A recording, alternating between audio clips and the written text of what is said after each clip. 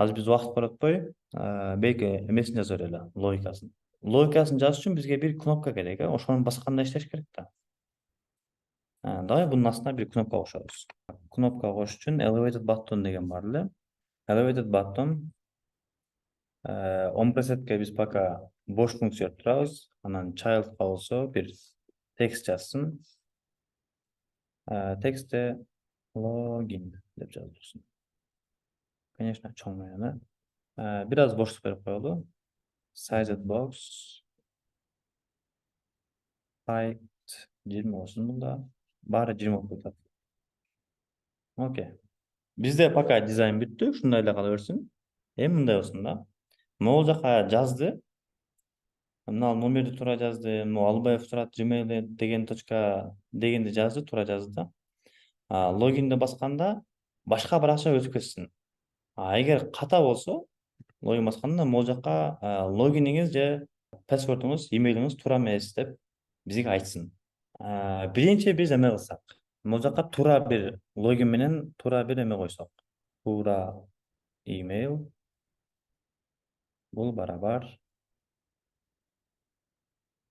var деп коебуз, alubayev@gmail.com. Ошондон эме болуп эмесин кичинекей кылып коелучу.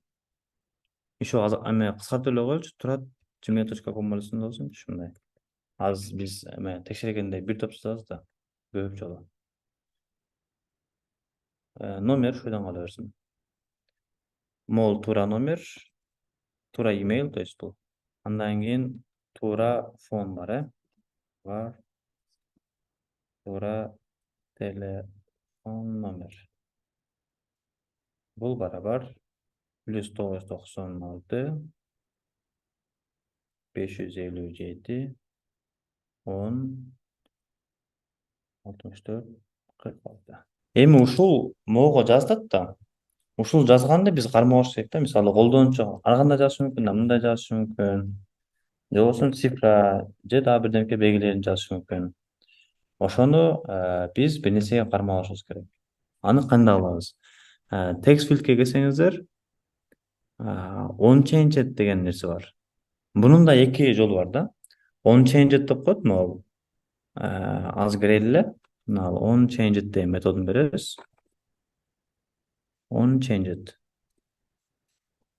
Буга да бош функция берсеңиздер, бул ката берет. Себеби бул мындай үстүнө келсеңиздер, бош функция, бирок бул сага string берет дейт. Мен stringди бул эмне эле? Телефон номери болсо, мен фон номерди атап алсам буга. Өз калаган атап беребиз да бугачы. Фон номерди атап койдук. Андан кийин дагы ушуну көрөбүз. Эмне болот экен? Print phone number. Окей.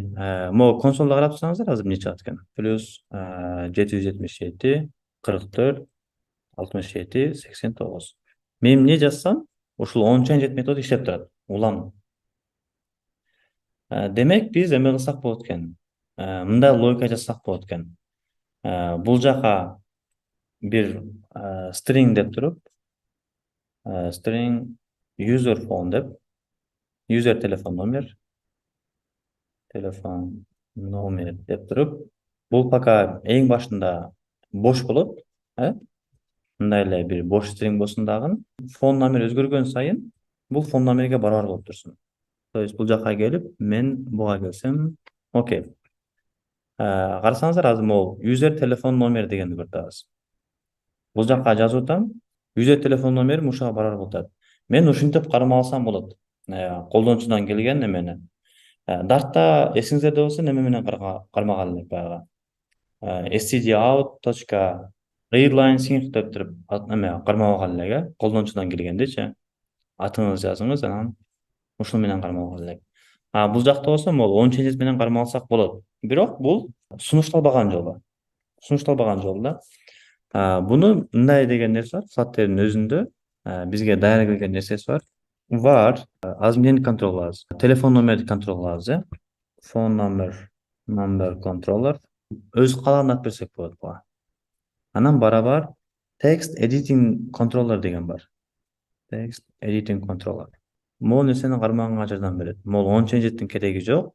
Буну өчүрүп деле койсок болот. Эми мунда эле кереги бар, бирок башка ситуацияларда. Азыр бизге эң жакшысы могу текст фон номер контроллерди колдонуш. Бул контроллер эмне кылат? Биз кайсыга берсек, ошол текст филди контрол кылат. Мисалы, мен бул жака келем дагы контроллер дейм. Сенин контроллериң могул фон номер контроллер. Мен буга берип койдум да. Анан эми келип бул жактан карамасам болот. Мисалы, print деп туруп, фон номер контроллер. Бул могул контроллер. Биз могу берет да могул контроллер текст форм филдкечи. Ушуну дайыма контрол кылып турат. Азыр мен бул жака жаздым да могул аягы 85 деген номердичи. Анан буну бассам, бул жака мына чыгып калды. Text editing controller деп туруп. Карасаңыздар, бул жакта мына value'si 85 деп турат.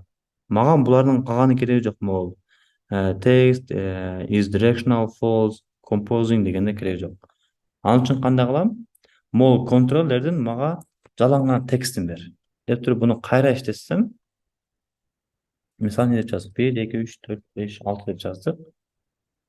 Келдим, бастым мына бизге могул текстин өзүн гана берет.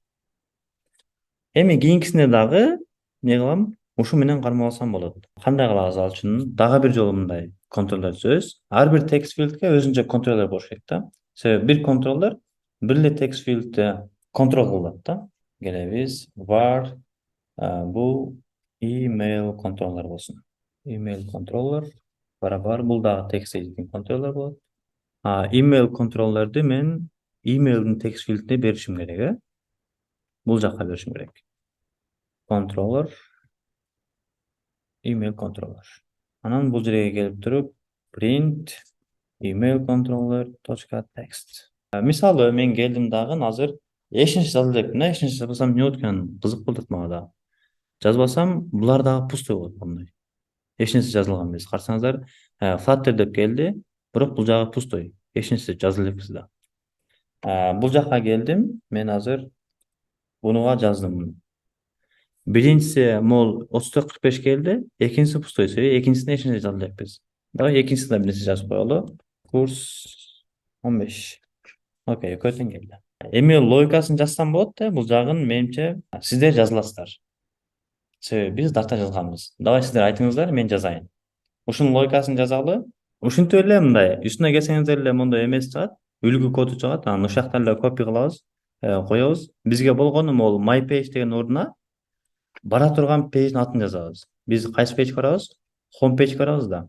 Анда home page деп жазабыз. Анан бул жака импорту өзү келип калат. Өзү келбесе, сиздер өзүңүздөр мындай импорт деп жазсаңыздар болот. Import home нижний пробел page.dart. Туура жазыш керек. Мисалы, бир эле адашкан болсо, анда бул ката берет. Могул жакта аты кандай жазылган болсо, ошол бул жака точно түшүш керек да. Давай анда биз иштетип көрөлү ушуну. Азыр могул логин пейдж бассам, могул экөөнү чыгарып бериш керек. Мен бир нерсе жазайын. Телефон номерим болсун, бул имейлим болсун дейлик. Ушуну бассам, могул жазган нерселеримди чыгарат, могул консолго. Андан кийин home page барыш керек. Бастым, окей, экөөнү чыгарды, анан home page'ге келди.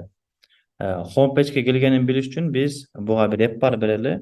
App бар болсун, title болсун. Title'на text.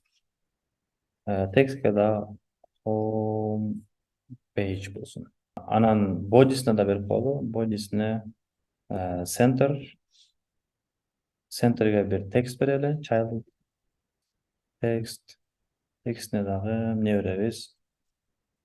This is welcome. Эми караңыздар, ушул баракчага келди да, бирок могул неме туура болсо барсын да. Туура эмес болсо, могул өзүндө эле калып туруп бир диалог көрсөтсүн. Бул ката болду депчи. Аны кандай кылабыз могул жерге? Окей, азыр келдик. Мен могул телефон номерди ката жазайын, Могул жогорудагы туура номерге карата ката жазайын. Мисалы, бул 996 менен башталса, мен 997 менен баштайм. Плюс 900. Окей, бул жакка жазып атам. Плюс 990. Плюс жаздым. 997 кылып койдум дагы. 557, 71. То есть 557, 10, 64, 46. 64, 46. Буну да ката жазайын. Турат gmail.kg деп коелу. жазсам азыр мага эмеге кетпеш керек, homepage кетпеш керек дагы, мынакка email же фон номер ката деп жазыш керек да. Email же фон номер ката деп жазды. Окей. Мен буну мына турлайын. 996 кылдым. Номер туура жаздым азыр. Бирок эме ката. Бул email ката. Эми жазсам өтүп кетти. Демек бизде дагы бир ката бар экен да программабызда. Могул email ката болсо деле программабыз өткөрүп жатат.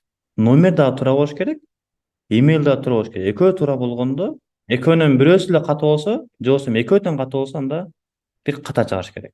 If'тин içindeki условияга амперсант менен экинчини да жаза алам да. If'nin içindеги функцияга ampersand Туура жазылышы кандай болду эле? Неме Gmail'дыкы.